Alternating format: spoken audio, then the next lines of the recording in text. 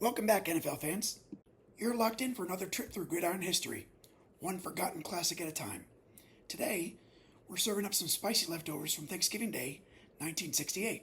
Beat the New York Jets, and then disappeared. After a long search, they were found alive and well in Oakland, where led by transplanted flanker Ed Rutkowski, number 40. They completely outplayed the Raiders. Now, by 68, Detroit and Dallas had made Turkey Day football a full-blown tradition. But over in the AFL, the Oakland Raiders weren't about to let the NFL hog all the spotlight. So on November 28th, with postseason hopes on the line, the Raiders hosted the lowly Buffalo Bills in what was supposed to be a blowout. It was not. The setting? A crisp 54 degrees in Oakland, with 39,883 fans packed in. The Silver and Black were favored by 24 points, and still in a death match with Kansas City, both teams sitting at 9-2, battling for just one spot in the AFL title game. They dropped passes, and quarterback Darryl LaMonica could not buy a completion, as Rutkowski outpassed him in every category. And as for the Bills, well, their season was basically a horror show. Harvey Johnson, in his first year as Buffalo's head coach, had led the team to a dismal 1-10-1 record.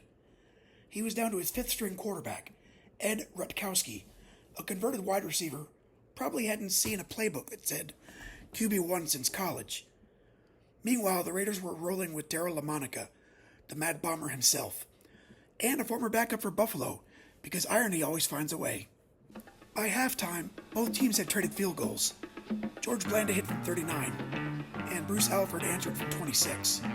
It was a slugfest, a sloppy one, and a low-scoring one, It but with was the tension of a Buffalo's playoff number race 42, looming Butch overhead, Bird.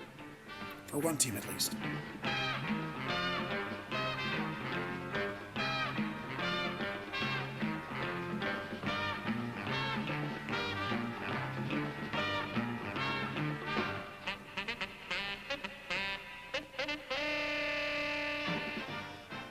His passing attack foiled, LaMonica took it to the ground, where number 23, Charlie Smith, gouged out large chunks of yardage.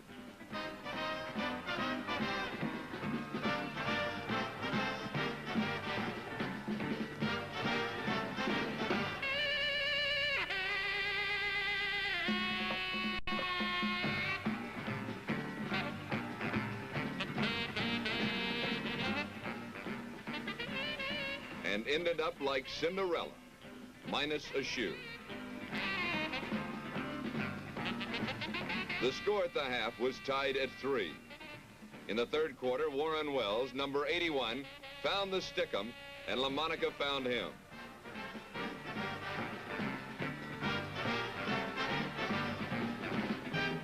Rutkowski kept the Bills' attack moving with his passing and running.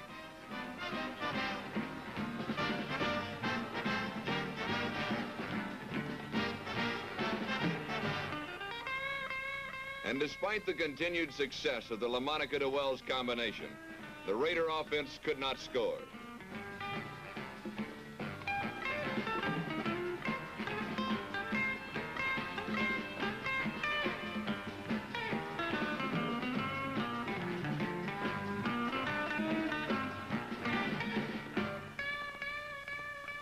However, the Oakland defense was another matter.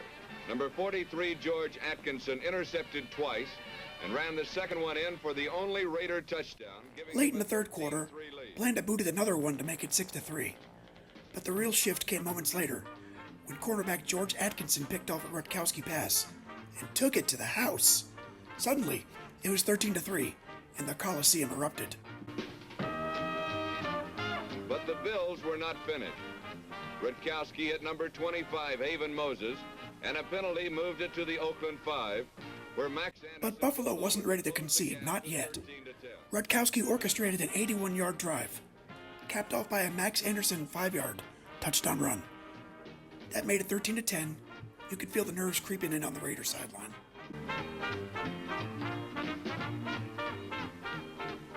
Late in the ball game, the Bills were on the move again, as good runs by number 32, Gary McDermott. Buffalo got the ball back late and drove all the way down to the Raiders' 3-yard line, when Rutkowski fumbled the ball while trying to sweep around the right end. Game, set, match.